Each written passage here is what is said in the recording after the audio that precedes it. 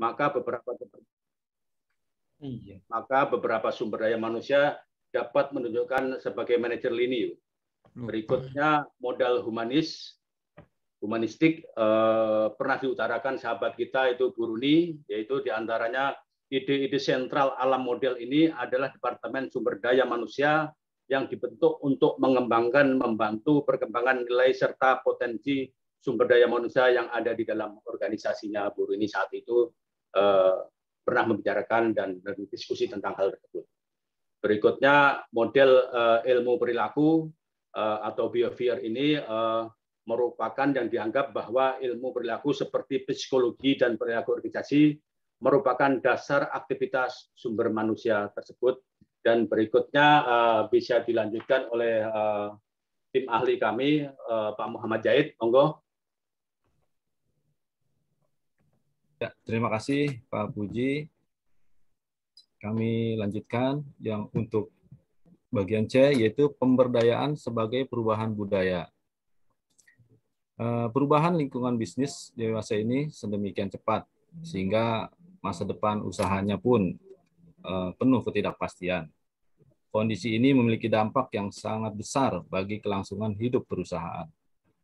Namun, upaya perubahan dilakukan organisasi dalam menyikapi perubahan lingkungan sering hanya menyentuh pada aspek-aspek yang nyata atau hard side of change seperti perubahan pada aspek operasional, sistem maupun prosedur yang lebih mudah untuk diidentifikasi. Melalui pemberdayaan sumber daya manusia, organisasi melakukan perubahan budaya yang dilakukan lebih mudah diimplementasikan. Soft side of change merupakan proses perubahan manajemen yang ditunjukkan pada soft aspect of management. Dengan menawarkan alat-alat dan teknik yang dibutuhkan serta mendorong setiap orang di seluruh tingkatan di dalam organisasi untuk sukses melakukan perubahan. Dalam kepustakaan sering dinyatakan bahwa suatu budaya organisasi yang kuat atau kukuh sangat berpengaruh terhadap keberhasilan suatu organisasi. Budaya organisasi yang kuat ialah budaya yang positif, yang bisa kita lihat ciri-cirinya antara lain. Yang pertama yaitu nilai-nilai budaya perusahaan disadari, dipahami, dan menjiwai para anggota organisasi. Yang kedua, nilai-nilai itu menjadi panutan, diikuti dan ditaati oleh sebagian besar para anggota organisasi. Dan yang ketiga, nilai-nilai itu menopang tujuan organisasi dan tujuan para anggotanya. Memang dalam suatu organisasi yang budayanya kuat, nilai-nilai budaya itu tidak akan berubah banyak meskipun terjadi pergantian pimpinan dari yang lama kepada yang baru. Karena nilai-nilai dalam budaya itu berurat berakar di dalam organisasi. Ada 3 alasan mengapa budaya organisasi yang kuat itu menimbulkan keberhasilan perusahaan. Yang pertama, dalam suatu perusahaan yang budayanya kuat, para karyawannya secara keseluruhan sadar terhadap pencapaian tujuan perusahaan yang harus mereka lakukan dengan pekerjaan masing-masing, meskipun dalam bentuk spesialisasi. Kedua, dalam suatu perusahaan yang budayanya kuat, para karyawan merasa senang bekerja di perusahaan itu dan membuat mereka setia kepada perusahaan. Para karyawan merasa bahwa bekerja di perusahaan yang budaya kuat itu secara intrinsik adalah reward. Para karyawan terlibat dalam mengembangkan keputusan dan kontribusi mereka dalam pengambilan keputusan diakui. Ketiga, dalam suatu perusahaan yang budayanya kuat, terdapat struktur dan kontrol longgar tanpa terikat pada birokrasi formal yang dapat merusak motivasi dan inovasi. Next, dilanjutkan oleh rekan. Oh, baik, terima kasih Pak Zahid. Saya akan melanjutkan, itu terkait poin D, itu adalah peran intervensi antar personal dalam pemberdayaan.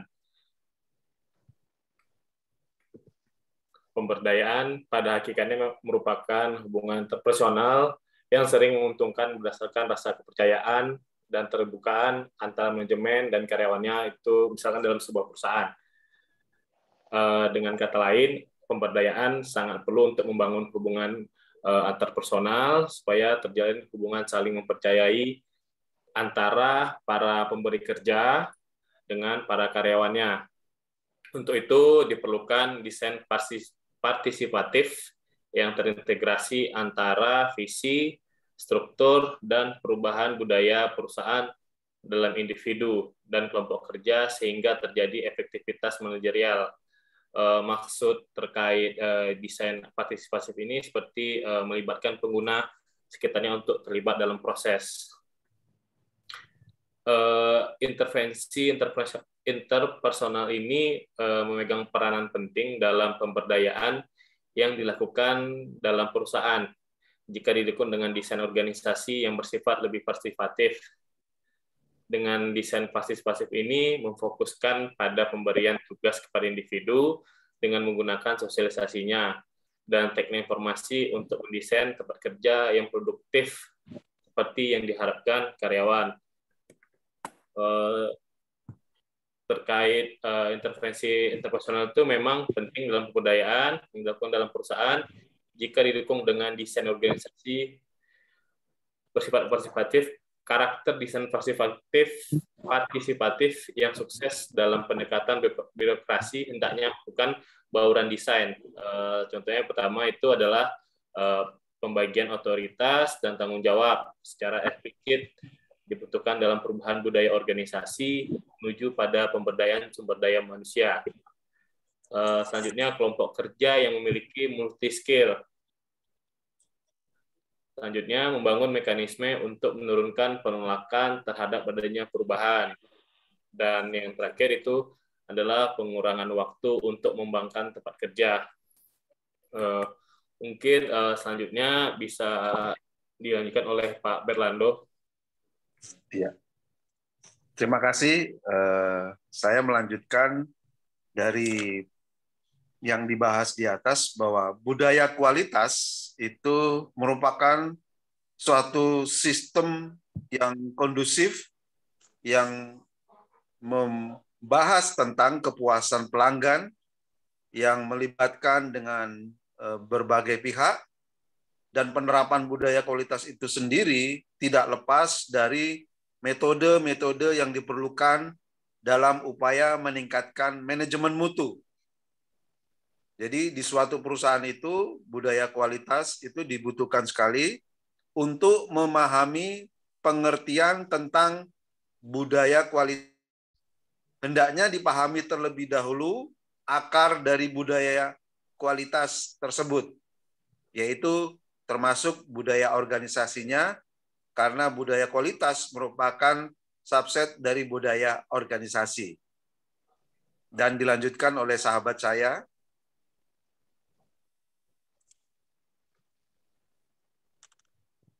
Baik, terima kasih Pak Berlando.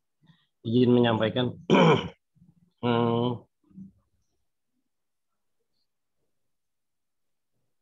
Oke. Izin menyampaikan pendapat para ahli. Yang pertama adalah Johnson 2000 mengungkapkan bahwa terdapat 9 faktor yang mempengaruhi budaya kualitas tersebut. Yang pertama adalah dukungan manajemen puncak terhadap kualitas.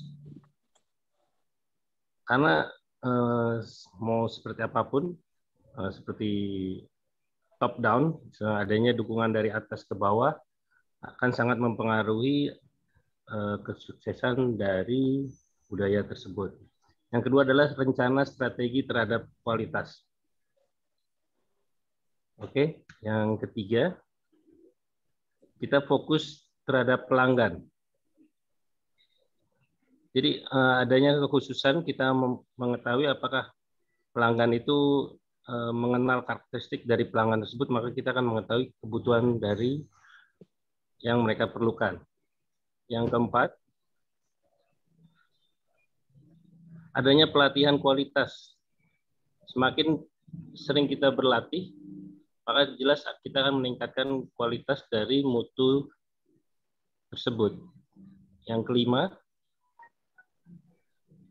adanya pemberdayaan serta keterlibatan karyawan. Jadi setiap karyawan harus merasa memiliki.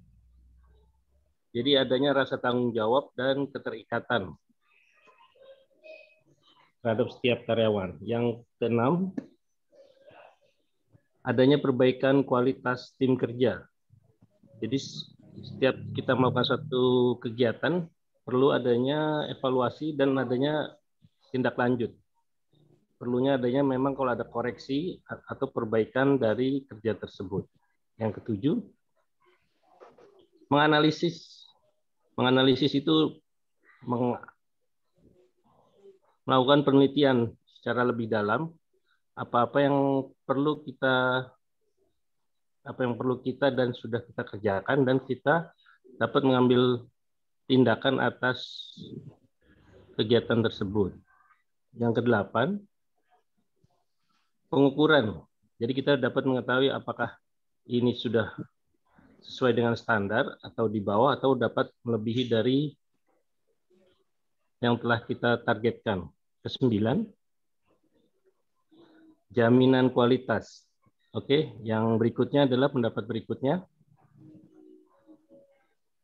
Lord Dunn dan kawan-kawan 2012 mengembangkan sebuah pola budaya kualitas. Terdiri dari 3 sudut pandang berbeda tentang kualitas. Yang pertama adalah error culture. Yang kedua adalah anticipation culture. Yang ketiga adalah creative culture. Oke, sekian itu yang bisa saya sampaikan. Kami kembalikan kepada ketua kami. Terima kasih. Baik, terima kasih. Demikianlah Ibu yang terhormat, Ibu Dr. Siti Ubaidah selaku dosen budaya organisasi, presentasi dari kelompok 1, dan terima kasih kami ucapkan kepada Pak Reza serta Ibu dan Bapak para peserta kelas AP1 SDM. Terima kasih.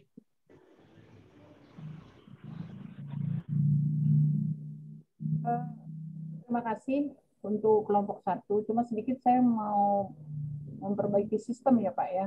Baik, Bu. Jadi pengennya saya gini, Pak Puji menunjuk siapa yang membacakan PowerPoint-nya. Dalam PowerPoint dibaca cukup 5 menit. 1 orang aja ditunjuk yang membacakan PowerPoint. Nah, nanti siapa yang menjadi moderatornya? Jadi misalnya yang baca PowerPoint siapa, yang menjadi moderator siapa, yang jadi sekretaris siapa, tukang catatnya. Nah, nanti setelah dibacakan 5 menit, pertama moderator dulu mimpin, setelah selesai diserahkan kepada yang membacakan, atau ketua dipercaya untuk membacakan PowerPoint selama 5 menit. Nanti setelah 5 menit, dibalikan lagi kepada moderator, moderator akan menyampaikan kepada seluruh peserta untuk siapa yang memberikan tanggapan ataupun pertanyaan. Nah, dari tanggapan, nanti siapa yang akan menjawab dari Bapak Belima? Atau pertanyaan, apa pertanyaannya ditulis, siapa yang menjawab dari tim Bapak Belima, nanti ditulis. Nah, nanti setelah proses diskusi ini selesai, kan kemarin saya bilang ada resume dulu, resume dari mata kuliah 56, nanti setelah itu PowerPoint-nya dilampirkan di belakang, PowerPoint dilampirkan belakang, yang isinya tadi hasil dari diskusi pada hari ini pun disampaikan. Siapa yang jadi ketua, kelompoknya siapa yang jadi moderator, siapa yang membacakan PowerPoint, siapa yang memberi pertanyaan, siapa yang memberikan tanggapan dari kelompok lain. Nah, itu dilaporkan ke saya. Itu Pak Puji. Tapi sudah bagus, semua diberi hak untuk bicara. Sama, nanti juga di dalam tanya jawab, Bapak moderator nanti memberikan kesempatan 5 orang tim harus memberi jawaban. Siapa yang mau memberikan jawaban? Jadi juga semua harus aktif. Gitu. Sekarang saya lempar dulu untuk sementara, mungkin ada yang menyampaikan tanggapan untuk kelompok 1. Silakan. Nanti ini dicatat ya Pak Puji, siapa yang jadi ketuanya. Nanti siapa yang menjawab pertanyaan ataupun tanggapan. Silakan. Baik Ibu, terima kasih. Mohon bantuan dari Pak Jahid untuk mencatat segala hal yang terkait dengan diskusi ini untuk kita tanggapi. Baik Ibu. Pak. Silakan, pertanyaan boleh, tanggapan boleh. Untuk kelompok 1. Nanti ada tambahan ya Pak, untuk materi Bapak boleh ambil tambahan lihat di jurnal. Ambil beberapa jurnal untuk menggabungkan, jadi jangan fokus sama materi saya aja, tapi Bapak menambahkan, mengembangkan dari jurnal-jurnal. Baik Ibu. Silakan. Ya, dapat poin loh yang nanya, yang ngasih tanggapan. Oleh saya, Bu. Oh, Pak Edi, silakan.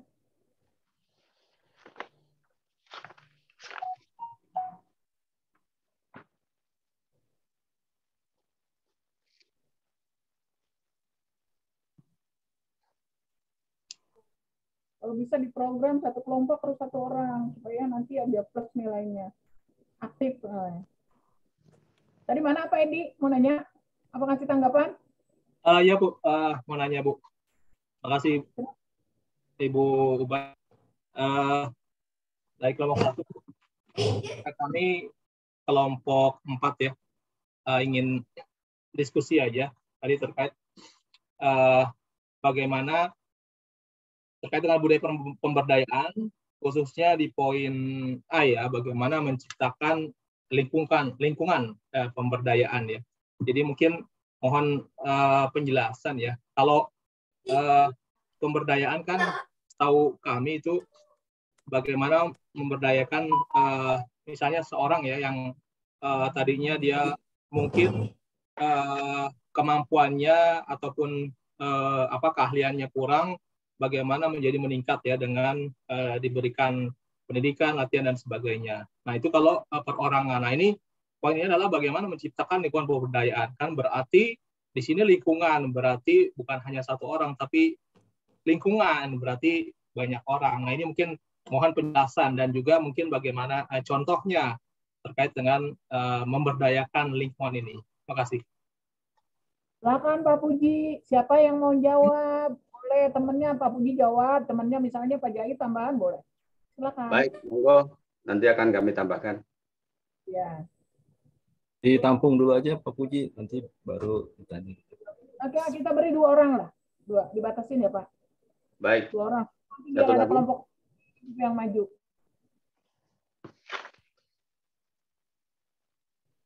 Silakan. Arif. Ya Bu. Gini Bu, saya cuma tanggapan aja sih. Ya gini.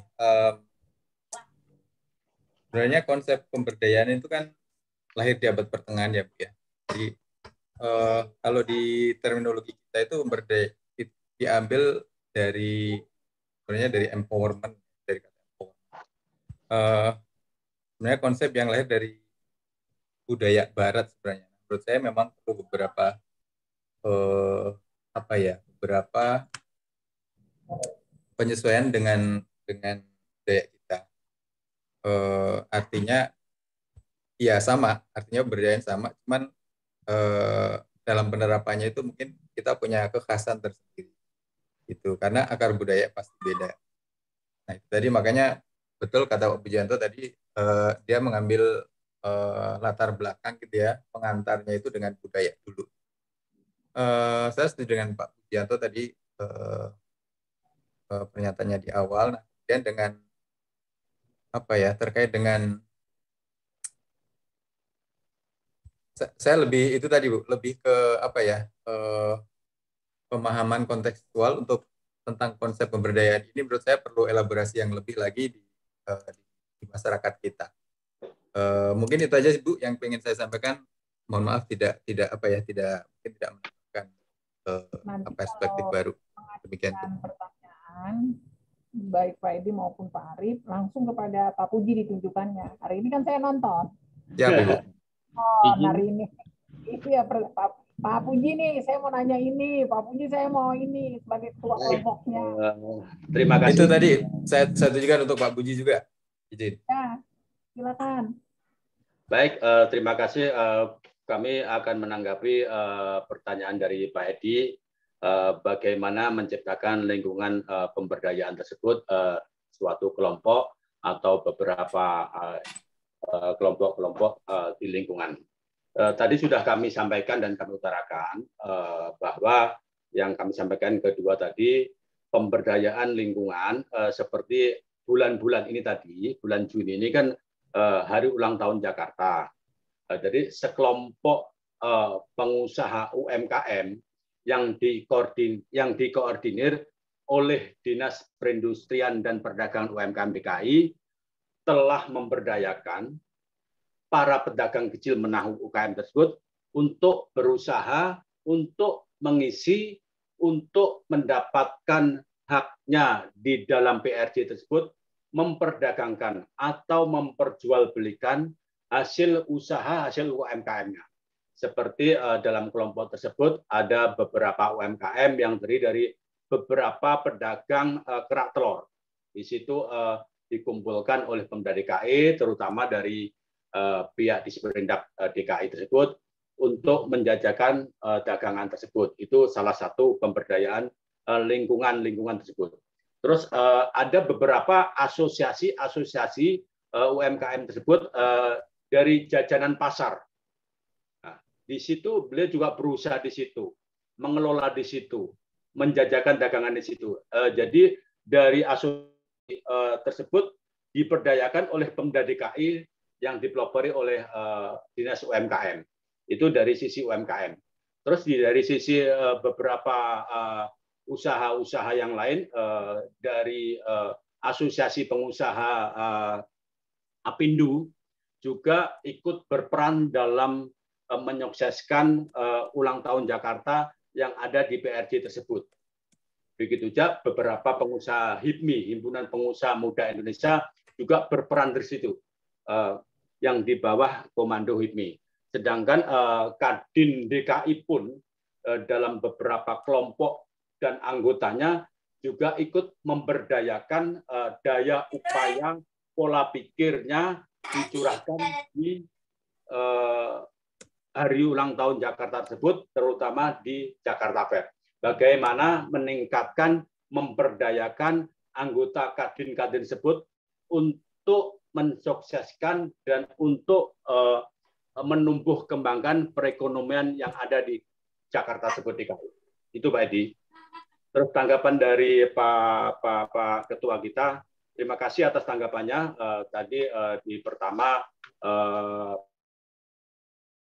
gambar-gambar budaya, ada gambar seni, baik budaya Bali, budaya Kalimantan, itu salah satu apresiasi kami untuk mensukseskan pemberdayaan organisasi tersebut. Baik Ibu, terima kasih. Ya. Izin menambahkan, Pak.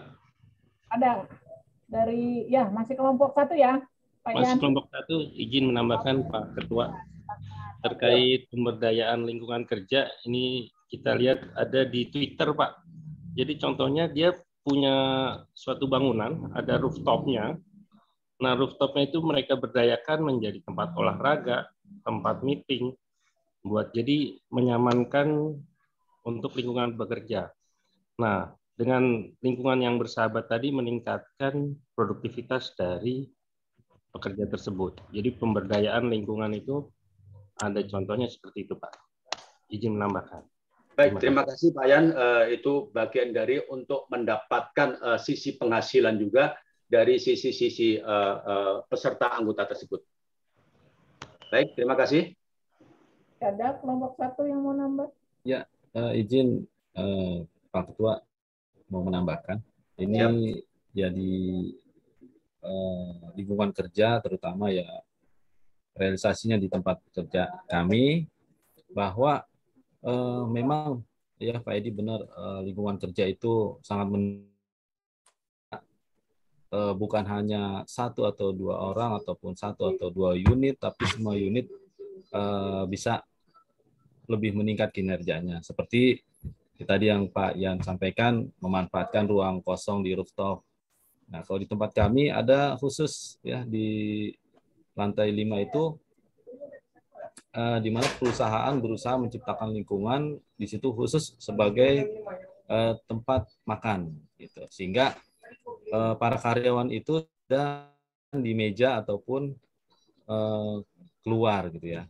Sehingga dari segi komunikasi ya, walaupun saat ini masih agak berjarak dan sudah tidak terlalu ketat seperti pada saat pandemi, itu bisa jadi sebagai ajang komunikasi antar departemen ya, sambil santai, kemudian juga lingkungan jadi bersih, dan juga tentunya dengan protokol kesehatan atau bisa menjaga kesehatan para karyawannya. Kemudian dari segi makanan, karyawannya juga makan dengan yang sehat, dengan porsi yang cukup sesuai dengan kebutuhannya.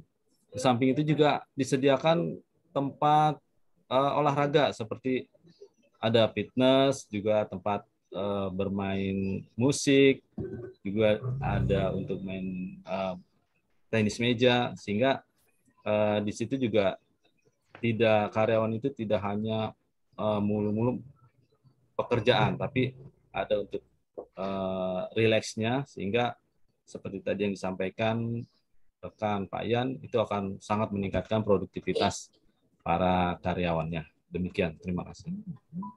Baik, terima kasih Pak Jahid. Yang perlu garis bawahi telah dengan adanya lingkungan kinerja tadi, budaya meningkatkan kinerja dan budaya meningkatkan komunikasi yang efektif terkait dengan tempat-tempat olahraga maupun musik tadi. Begitu, baik Pak Edi yang perlu kami sampaikan. Ya, ada tambahan lagi, sudah bicara semua kan ya?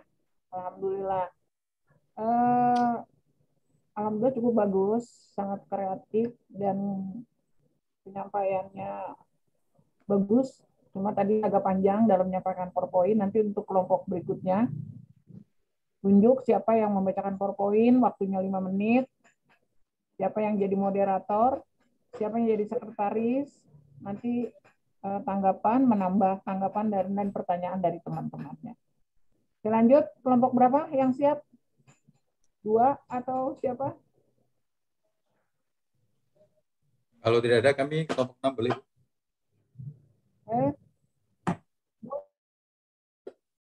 Harus kelompok 1 yang udah siap aja. Yang siap PowerPoint-nya tadi siapa?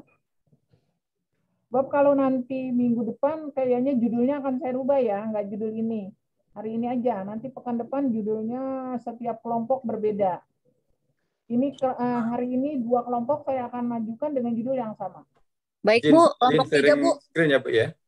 Bu, kelompok 3 Bu, saya dengan Bu Riri. Siap. Oke. Apa yang jadi yang membacakan PowerPoint-nya, siapa yang jadi moderator, tolong tunjuk Bu Nisa.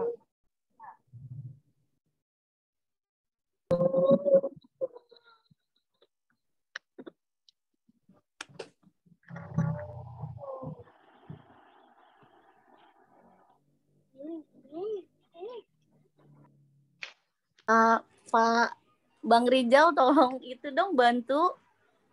Maaf, sudah aku kirim ke WhatsApp materi kelompok 3. Baik, Bu. Thank you ya.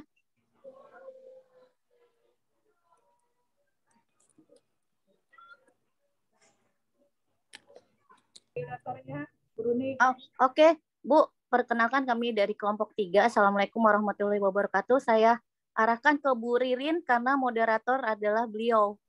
Bu Ririn. Moderator. Belum kedengeran Bu Ririn. Suaranya Bu Ririn. Coba. Ya Pak Puji. Baik Pak, arahan Pak siap. Iya Pak. Ya itu Pak Menteri kan mau masang backdrop. Baik Pak. Backdrop. Itu udah koordinasi sama Putri, tinggal nunggu ukurannya aja. Lah, masuk suara itu Pak. Bu Ririn suaranya nggak ada.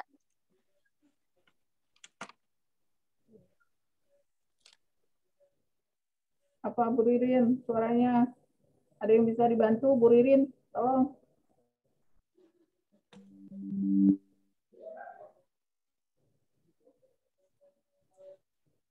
Belum kedengaran Bu Ririn. Mungkin pakai handset kali Bu. Bu Ririnnya pakai handset kali gitu mestinya. Sepertinya gangguan Ibu. Mungkin bisa kelompok lain izin Ibu. Oke, saya bantu langsung baca ya Bu. Boleh. Oke. Assalamualaikum warahmatullahi wabarakatuh. Perkenalkan kami dari kelompok 3 untuk berusaha untuk maju budaya organisasi yang dosennya atas nama Dr. Siti Ubaidah MM. Izin untuk kami melakukan presentasi hari ini. Sebenarnya tim kami itu ada 5 Bu, tapi yang satu yang atas nama Bu Puspa itu aku hubungi nggak bisa hilang kontak karena baru saya terima tugas ini tadi malam dan kebetulan saya juga baru bimbingan dengan salah satu pembimbing untuk tesis. Jadi saya gerak dengan tim saya, dengan Bu Ririn, Pak Sukma, dan Pak Aan untuk membentuk presentasi ini. Jadi kalau belum dibacakan kayaknya nanti sia-sia nih tim udah gerak cepat. Nah, jadi saya bacakan untuk budaya pemberdayaan ini, tim kami ada 4, tidak 5 lagi, yaitu saya sendiri Hayuruni, perkenalkan, dan juga ada Pak Sumayanto. Hari ini mohon izin, beliau sakit Bu, habis pasang ring jantung, tapi dalam komunikasi kami ada grup Bu. Beliau juga sumbangsi untuk pemikiran-pemikiran di presentasi ini. Lalu ada Bu Ririn yang tadi tidak bisa menjadi moderator, jadi saya ambil alih. Bu Ririn dan juga Pak Aan. Kebetulan Pak Aan juga masih dalam perjalanan. Tadi saya lihat sedang menyetir. Saya bilang nanti saya koordinasi untuk berdua aja dengan Bu Ririn. Gitu Bu. Untuk selanjutnya saya langsung mulai untuk persingkat waktu. Terima kasih untuk Bang Rizal membuka slide kami. Oke. Untuk yang pertama ini garis besarnya sama seperti kelompok 1, menciptakan lingkungan pemberdayaan. Jadi garis besarnya aja pemberdayaan itu apa sih arti dari pemberdayaan di Indonesia? Pemberdayaan itu adalah suatu kekuatan, mengidentifikasi atau menganalisa yang menyatakan bahwa semuanya itu adalah suatu proses dan upaya memperoleh dan memberikan daya. Jadi kalau tidak ada daya dan upaya berarti tidak ada pemberdayaan gitu. Di sini ditekankan adalah bagaimana cara kita survivornya upaya untuk bertahannya itu ada. Lanjut Bang. Lalu di sini tadi juga kelompok 1 sudah membacakan model-model pemberdayaan. Jadi saya langsung bacakan aja model klerikal, model hukum, finansial, manajerial, humanistik, dan ilmu perilaku. Dari 6 model ini pasti kita hadapi di dunia kerja dan di dunia kemanusiaan tuh pasti ada hukum-hukum model ini. Apalagi seperti ilmu perilaku ini salah satunya adalah attitude yang memang kita pasti menemukan attitude yang negatif dan positif. Tapi dengan sejauh ini, dengan adanya 6 model ini, kita harus benar-benar memberdayakan menjadi positif dan kita maju bersama-sama dalam organisasi. Lanjut Bang.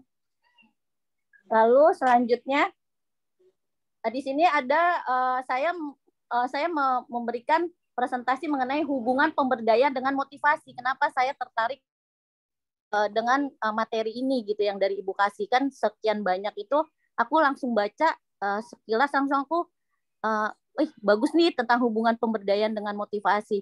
Kenapa? Karena pemberdayaan itu kalau tidak ada motivasi itu tidak ada daya dan kekuatan itu sendiri, makanya saling menopang antara pemberdayaan dengan motivasi itu sendiri.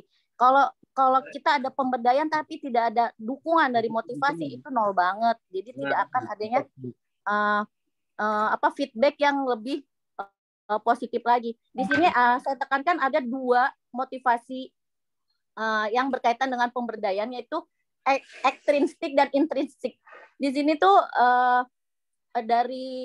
dari Devo and Langer-nya ini dari tahun 2004, dia itu membedakan sumber motivasi itu yang utama tuh ada 2, ekstrinsik dan intrinsik.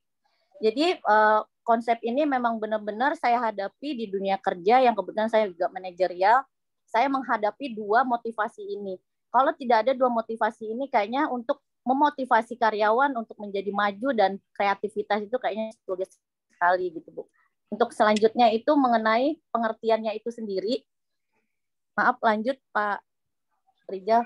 Pengertian intrinsik dan ekstrinsik itu sendiri dikelompokkan oleh Maslow lagi. Maslow memang lagi ini ya tren di masa di apa namanya kategori di motivasi.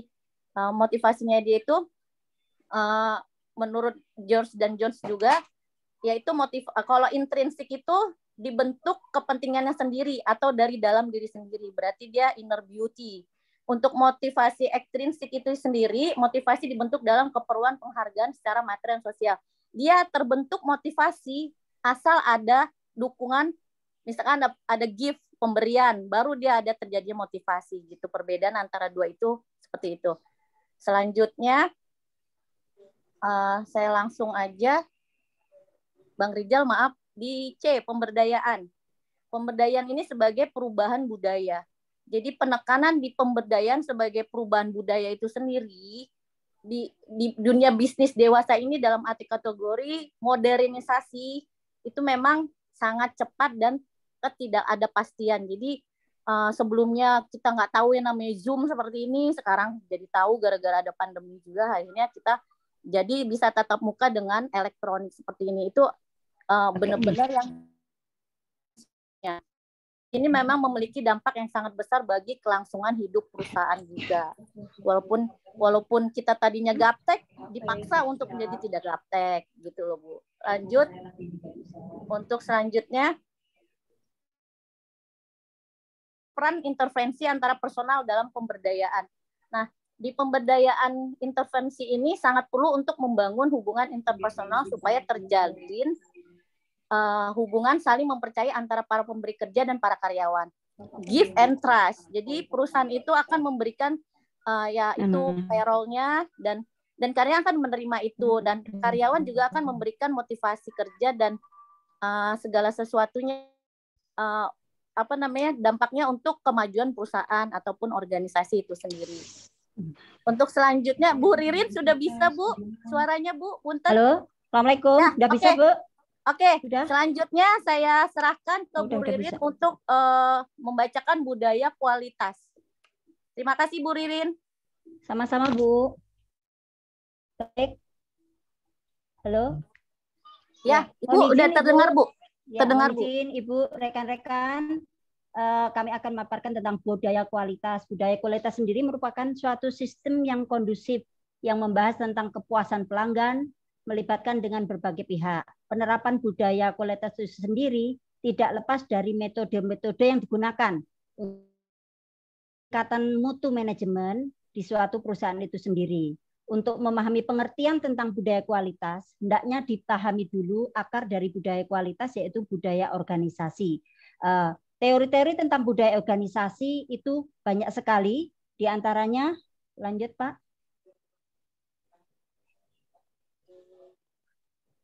Ya, kita kembali lagi seperti yang diinikan dengan kelompok 1 tadi, seperti teori-teori sudah banyak sekali. Lah kita akan bicara tentang karakteristik budaya organisasi. Itu Robin, itu terdiri dari inovasi dan keberanian mengambil resiko. Kedua, perhatian terhadap detail. Ketiga, berorientasi kepada hasil.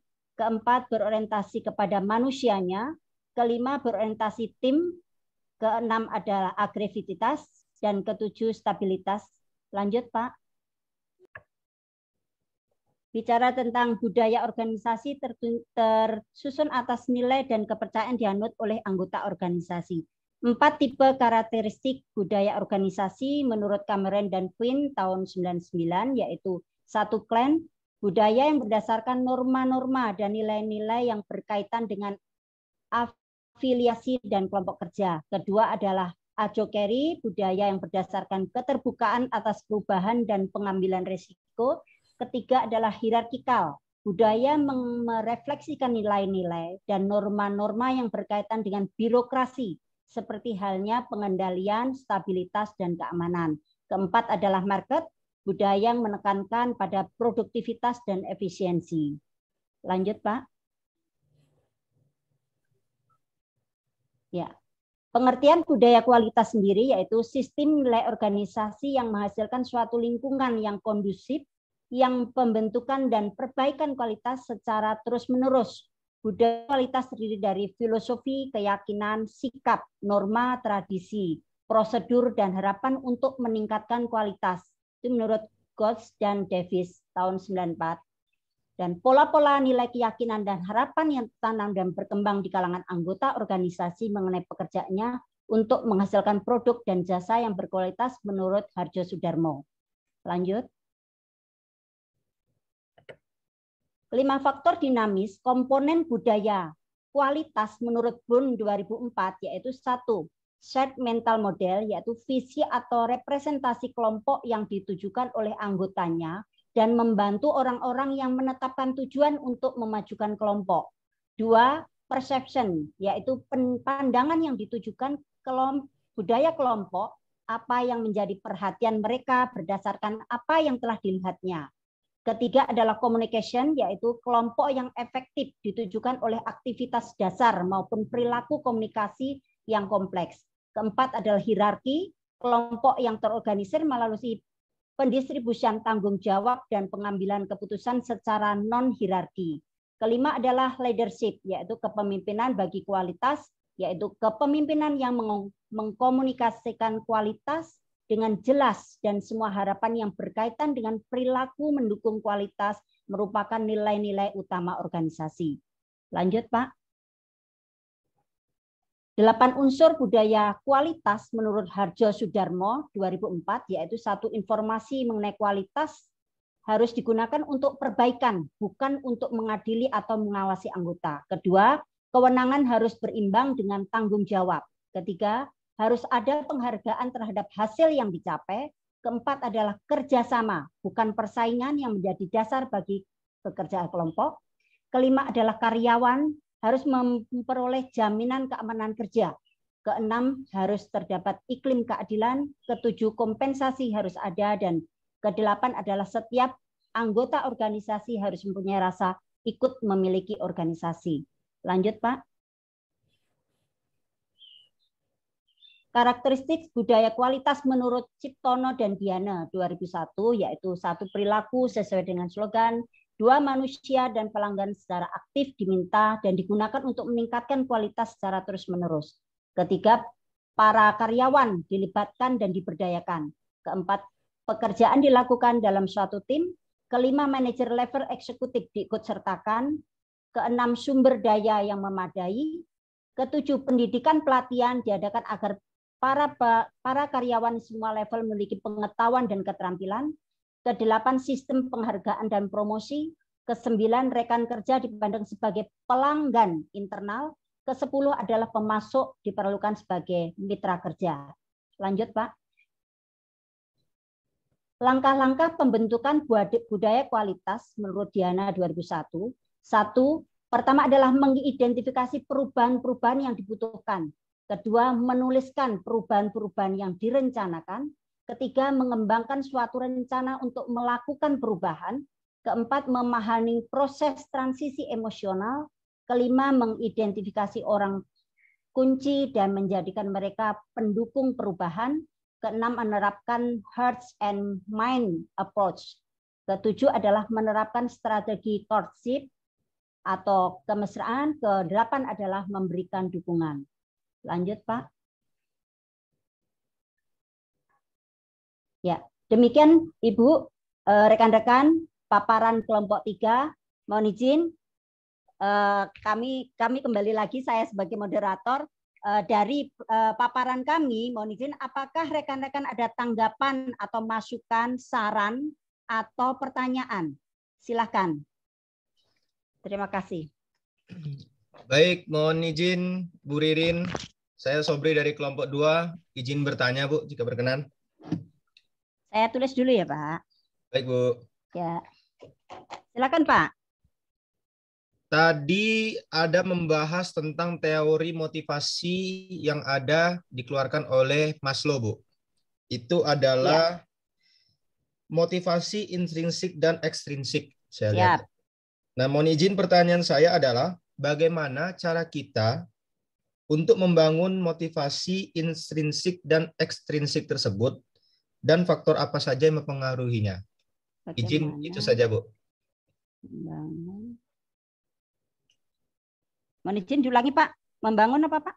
Membangun motivasi intrinsik dan ekstrinsik, serta faktor apa saja yang mempengaruhinya. Baik. Ada lagi, mohon izin. Kami tulis dulu. Baik, izin. Terima kasih, Bu. Siap. Makasih, Pak Sobri. Orang lagi. Izin, Bu Runi memberikan tanggapan sedikit.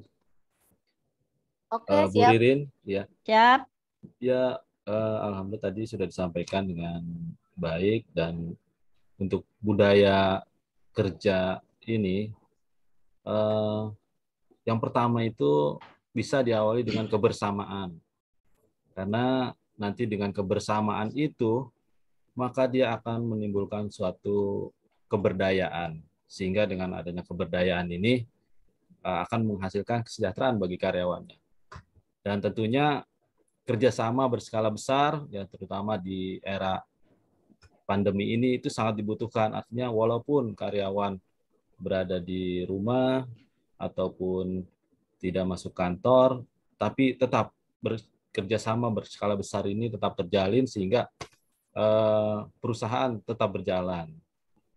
Dan boleh izin Bu Runi, pengalaman apa sih yang Ibu pernah rasakan yang paling enak dan nggak enak di dalam budaya organisasi di perusahaan? Terima kasih, Bu. Oke, terima kasih pertanyaannya, Pak.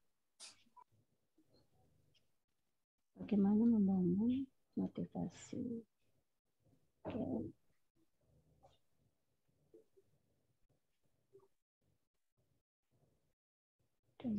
Baik, kayaknya pertanyaannya dua dulu ya. Atau gimana nih, Bu? Dua dulu aja, Bu. Kita Sebentar, baru Bu. TikTok berdua nih dalam grup. Ayo silakan Bu Ririn, mau jawab yang nomor Sebentar, kelompok 2 atau yang aku coba yang kelompok 2 ya aku jawab ya. Bu Ririn. Ya, silakan nomor 2 dulu. Atau silakan. Pak Jahit bertanyanya untuk ke saya ya? Atau gimana Pak Jahit? Ya boleh, Bu Ririn juga. Siapa aja, yang penting kelompoknya. Siapa aja boleh Karena jawab. kebetulan kami cuma berdua nih, Bu. Berarti aku jawab satu-satu ya. Untuk Bu Ririn mau jawab yang kelompok 2, Bu. Silakan, Bu. Halo? Bu Runi? Ya, silakan Ibu yang menjawab pertanyaannya kelompok 2. Mohon izin, Pak Sobri, mohon izin. Pak Sobri menanyakan bagaimana membangun motivasi intrinsik dan ekstrinsik.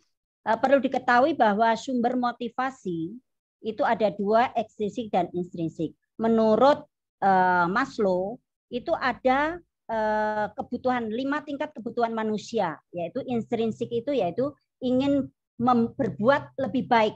Setiap manusia itu faktor-faktornya, mohon izin. Ini langsung saja.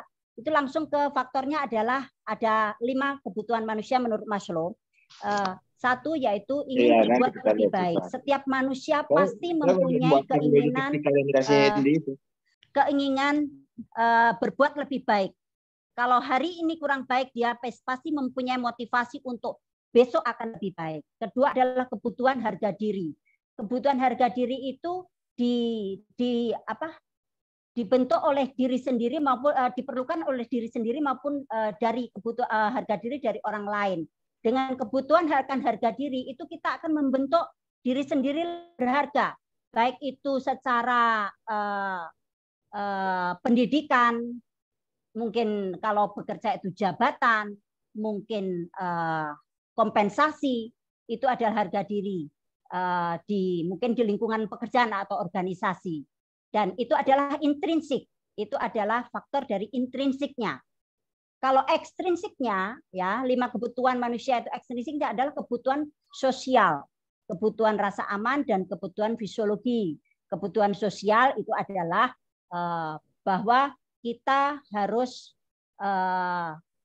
dapat bersosialisasi dengan luar, atau kita mendapatkan motivasi dari faktor luar, dari lingkungan kita, penghargaan dari lingkungan kita, Kedua adalah kebutuhan rasa aman. Rasa aman itu dari luar, bahwa kalau di lingkungan pekerjaan kita umpama masih di lingkungan pekerjaan tetapi ada rasa was-was bagaimana ini, ada kecenderungan tidak merasa nyaman, itu mungkin mempengaruhi dari motivasi kita. Apabila lingkungan kita tidak aman, pasti kita juga akan motivasi rendah, gitu. Motivasi rendah.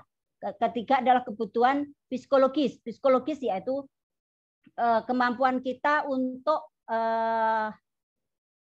cara apa ya, merasa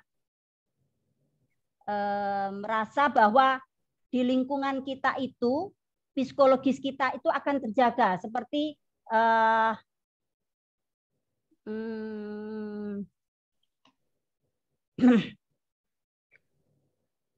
pikiran kita, ketenangan kita, terus kenyamanan kita itu mempengaruhi psikologis kita.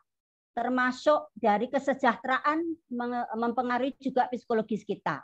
Itu berada dari luar atau lingkungan kita.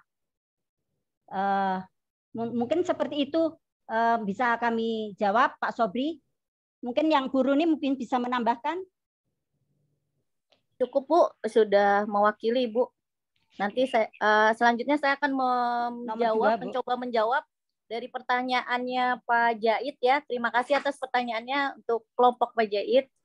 Jadi di sini kan tentang pemberdayaan untuk budaya organisasi. Kebetulan juga saya pengalaman di dalam negeri dan di luar negeri. Jadi pengalaman yang enak dan tidak enak ya pertanyaannya Pak Jait. Ya, betul, Bu. Okay. Jadi saya garis besar aja untuk di internal di negara saya sendiri itu sangat enaknya yaitu struktur budaya organisasi yang sangat kental dengan norma-norma Pancasila. Itu yang saya senang sekali di negara saya sendiri di sini. Sedangkan untuk di negara lainnya itu saya tidak mendapatkan itu gitu. Makanya pas saya berusaha untuk berkontribusi untuk membawa nama negara untuk di negara lain, itu saya tetap menggunakan Pancasila itu atas norma-norma itu sendiri. Jadi dengan adanya saya lahir di negara yang penuh dengan demokratis, penuh dengan norma-norma, penuh dengan unggah-ungguh, jadi ternyata di dunia luar itu malah saya jadi banyak teman. Jadi kamu humble banget ya, terus walaupun humble kamu nggak gampangan, kamu juga tegas gitu. Nah itulah konsepnya Pancasila kita selama kita dari hidup maksudnya hidup dan lahir di negara Indonesia itu enaknya kita punya dasar dari Pancasila itu sendiri. Nah untuk tidak enaknya yaitu tadi di negara sendiri masih kurang berkompetensinya di cepatnya daya saing untuk modernisasi. Kenapa? Karena kita selalu menutup diri karena ngapain sih cepet-cepet untuk menguasai ilmu itu, toh nanti juga ikutan gitu. Jadi untuk menggali potensi untuk kreativitas itu di negara saya sendiri tuh kayak masih entar-entaran, ogah-ogahan gitu. Padahal kalau kita sudah masuk di dunia luar negeri itu, dari kita loncat ke Singapura aja tetangga sebelah ataupun Malaysia, itu udah luar biasa modernisasinya yang mereka udah terapkan. Dan apalagi kita sudah meranjak ke Eropa, itu udah luar biasa yang kita, ya Allah negara gue ketinggalan banget ya gitu pastinya. Jadi memang ada yang enak dan tidak enaknya. Pertanyaan yang Pak Jait ini sangat bagus sekali. Jadi pengalaman saya ada dua gambaran. Seharusnya Indonesia tetap mempertahankan Pancasila yang sudah kita terapkan dari lahir. Tetapi tidak tutup kemungkinan kita harus menerima dunia luar modernisasi itu sendiri dengan lapang dada, dengan imajinasi dan inovatif kita sendiri. Walaupun misalkan di luar sana seks bebas itu memang sudah nggak ada normanya di sana. Mau baju bikini, mau pakai baju cuma sempak doang, itu bukan tabu lagi memang. Tapi kalau di Indonesia masih itu tabu. Makanya kemarin juga saya mem-PHK orang. Itu salah satunya ada attitude-nya yang seperti luar negeri yang menurut saya kamu salah menempatkan diri. Kita ada di negara yang penuh dengan norma-norma, bukan di negara free bebas. Kamu mau pakai cuma telanjang bulat seperti di Amerika, is no problem. Kadang waktu di Eropa pernah lari pagi itu dia telanjang ada. aku pun kaget tuh. Ternyata dia sedang menginteraksikan, dia ada penyakit apa gitu. Jadi all the body skin-nya itu harus in touch udara gitu. Jadi ternyata dia lari pagi cewek dan itu udah tua juga sih nenek-nenek. Dia tidak dengan pakai bajunya itu dengan dia lari-lari gitu. Itu di negara Eropa. Bagi tetangganya it's not problem, itu udah haknya dia untuk healthy-nya dia, kesehatannya dia. Tapi kalau kita nerapkan di Indonesia, lu orang gila, lu telanjang cuma lari-lari gitu. Jadi segala sesuatunya memang sudah ada peraturan dari negara masing-masing. Nah, itulah kenapa kita harus berusaha, bersyukur kita ada di negara norma-norma dan juga ada tutur agama serta juga ada keimanan. Jadi tidak semuanya seluruh pribadi kita itu adalah harus dipublikasikan kalau Indonesia. Kalau di luar negeri semakin mempublikasikan diri Anda dengan interaksi yang modernisasi, lo yang lebih pertama gitu kalau gambaran dari aku. Bagaimana Pak Jayid? Cukup mengerti? Ya, terima kasih Bu. Pengalaman enak dan tidak enaknya luar biasa dalam pemberdayaan yang saya terapkan dari teori-teori Ibu Ubay ini, Masya Allah, saya memang benar-benar keren banget materinya Ibu. Sudah ternyata yang sudah lalui, ada di teorinya Bu Ubay ini, Masya Allah, ternyata memang benar ada teorinya dan ahli-ahlinya sudah mengucapkan seperti itu gitu. Makasih Bu Ubay. Gimana Pak Jayid? Ya, terima kasih Bu Runi, pengalamannya yang memang dirasakan sendiri dan memang Indonesia ini memang seharusnya dengan budaya Pancasila menciptakan budaya kinerja yang lebih unggul. Gitu. Terima kasih. Saya kembalikan ke moderator Ibu Ririn. Terima kasih untuk ditutup. Baiklah, terima kasih Bu Runi dan atas kita cuma berdua ya Bu ya. Nah, terima kasih. Mohon izin Ibu Ubay, demikian paparan dari kelompok 3 kami. Mohon masukan dan tanggapan atau dari Ibu Ubay, mohon izin. Terima kasih. Wassalamualaikum warahmatullahi wabarakatuh. Waalaikumsalam warahmatullahi wabarakatuh. Aku semuanya. Good. Jadi hari ini 2 kelompok sudah sangat bagus. Nanti kalau minggu depan, ini kan waktunya udah nggak mungkin ya, 1 kelompok lagi Pak Arif ya. Hanya tinggal 5 menit. Jadi saya simpulkan memang dalam pemberdayaan, terutama pemberdayaan kualitas, tadi kalau Ibu Runi banyak menyampaikan pengalaman-pengalamannya, bagaimana budaya luar negeri dengan budaya yang ada di Indonesia. Walaupun hari ini masih prihatin kalau sebagai seorang pendidik melihat perkembangan anak-anak sekarang itu nilai-nilai NKRI-nya, Pancasilaisnya atau nasionalismenya masih sangat jauh. Karena apa? Suruh ngapalin Pancasila banyak yang nggak hafal. Ya, saya kadang-kala sedih, prihatin gitu. Mudah-mudahan anak mahasiswa saya hari ini semuanya harus pada hafal, saya yakin di rumah. Maka harus betul-betul orang tua juga harus memberikan bimbingan. Jadi baik dari hafalan-hafalan Qur'annya, juz amannya, tentu nilai-nilai Pancasila itu juga perlu diterapkan di rumah gitu. Jangan sampai dia hafal surat-surat pendek, tetapi begitu ditanya Pancasila dia nggak hafal. Itu juga kita malu sebagai warga negara Indonesia. Maka saya punya 1 teman yang hari ini sedang menyusun disertasi dan kebetulan saya mentornya. Judulnya itu adalah manajemen itu apa namanya ya kemarin.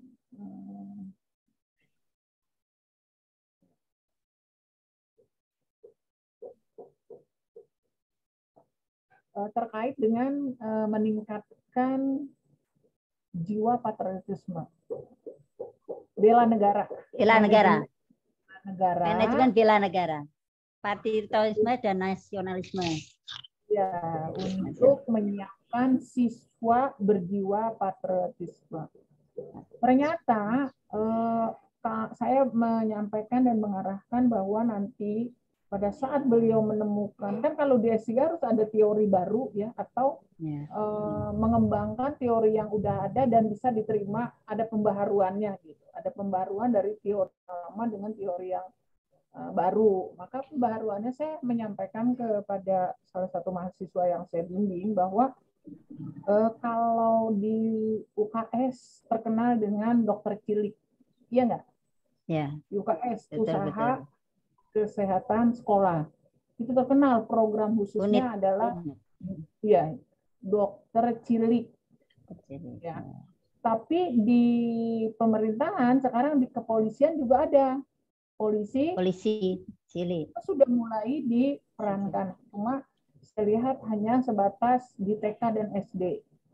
Semestinya polisi cilik ini tingkatannya misalnya sudah SMP, sudah SLTA, itu juga perlu diterapkan seperti itu untuk jiwa-jiwa nasionalisme pada anak. Itu sangat perlu sekali adanya bukti nyata, praktek yang konkret kepada anak. Seperti kita ngajarin sholat, kita baca aja bacanya, tapi kita nggak bajarin bagaimana praktek konkretnya.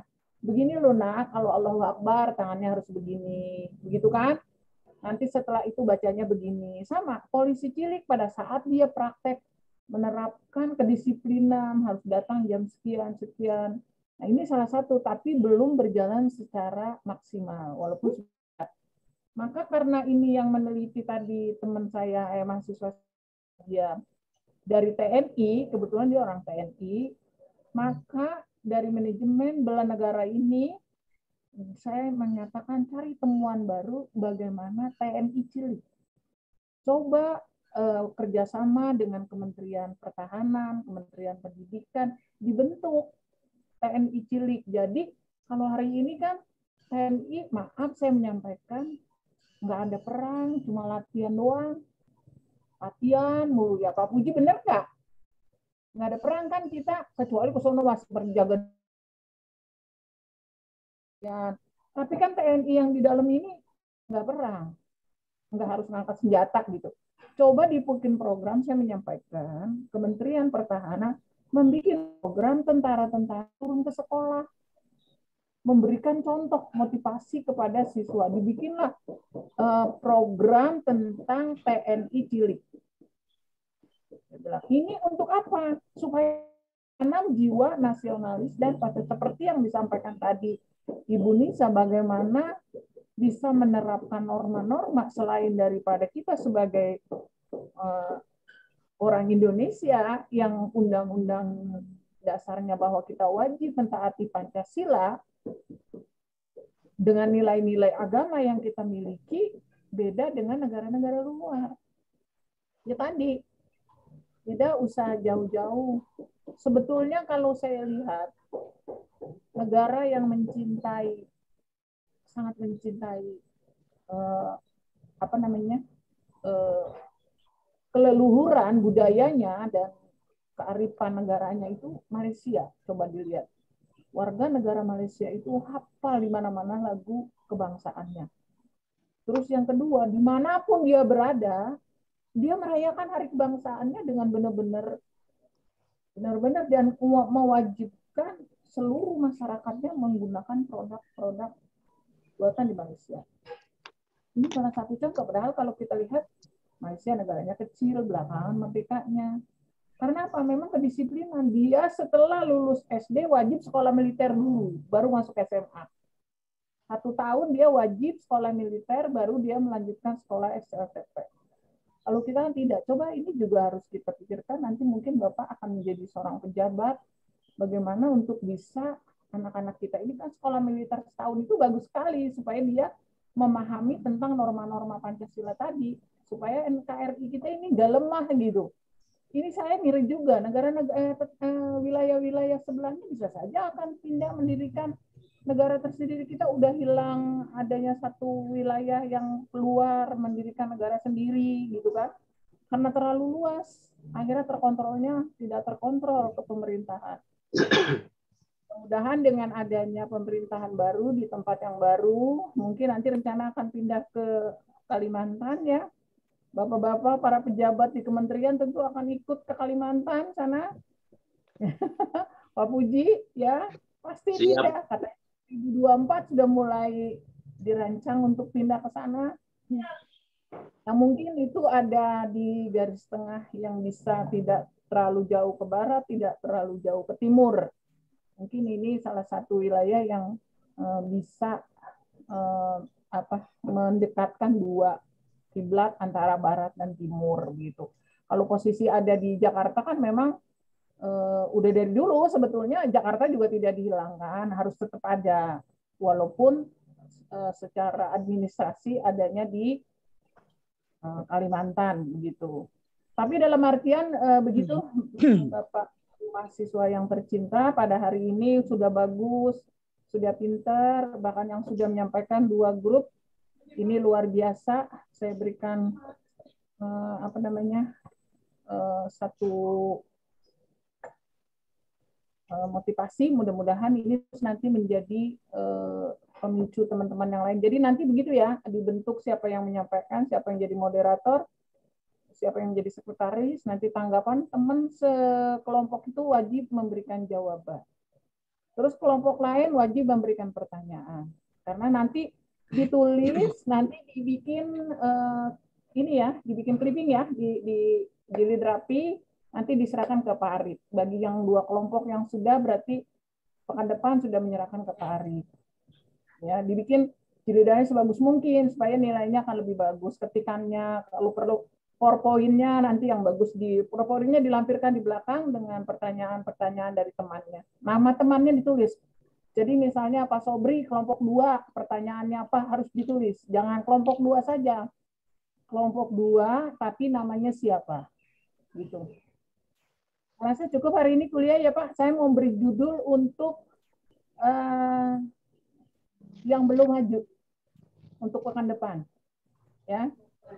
Bisa Pak Arif dicatat atau rekan-rekan nanti kelompok 2 ya.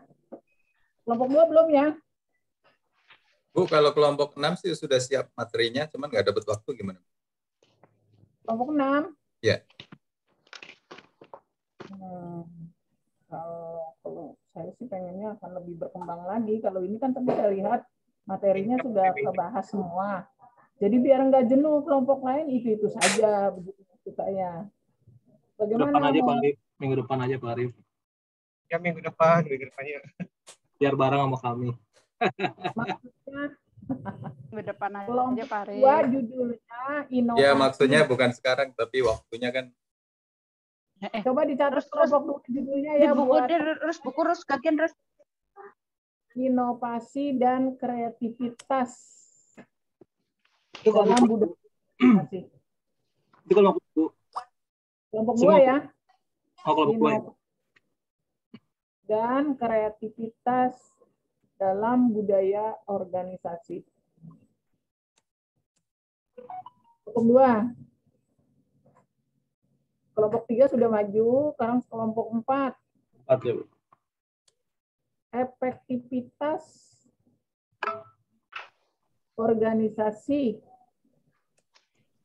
dalam berbudaya.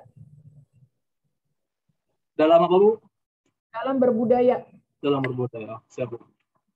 Efektivitas organisasi dalam berbudaya. Kelompok 4 Pedi ya? Ya, siap, Bu. Kelompok 5 sudah. Peranan manusia sebagai inti organisasi. Peranan manusia sebagai inti organisasi pada budaya organisasi. Agak panjang nih judulnya. Peranan manusia sebagai inti organisasi pada budaya organisasi. Gimana kelompok 6 mau ganti judul? Maksudnya biar jangan jenuh karena tadi kan sudah 2 kelompok cukup. Ya Bu, boleh ganti judul nggak apa-apa. Ya, Bu. Ganti judul ya. Iya. Iya. Komitmen organisasi dalam budaya organisasi. Komitmen organisasi dalam budaya organisasi. Yep.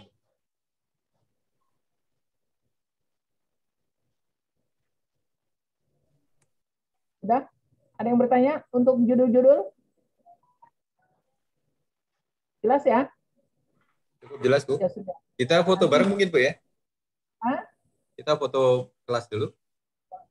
Jadi besok 1 hari 2 kelompok dipersiapkan. Baik, Bu.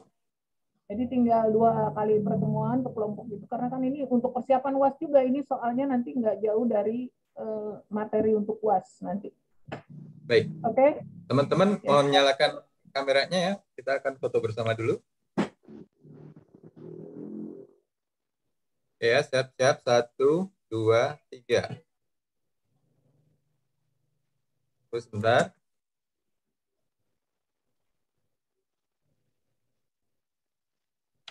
Kali lagi ya, 1, 2, 3. Ya, terima kasih, Bu. Oke, saya rasa cukup hari ini kuliah. Mohon maaf kalau ada hal-hal yang kurang berkenan. Mari kita tutup bersama-sama dengan baca hamdalah. Alhamdulillah. Terima kasih, Bu. Terima kasih, Bu. Assalamualaikum. Waalaikumsalam. Waalaikumsalam warahmatullahi wabarakatuh.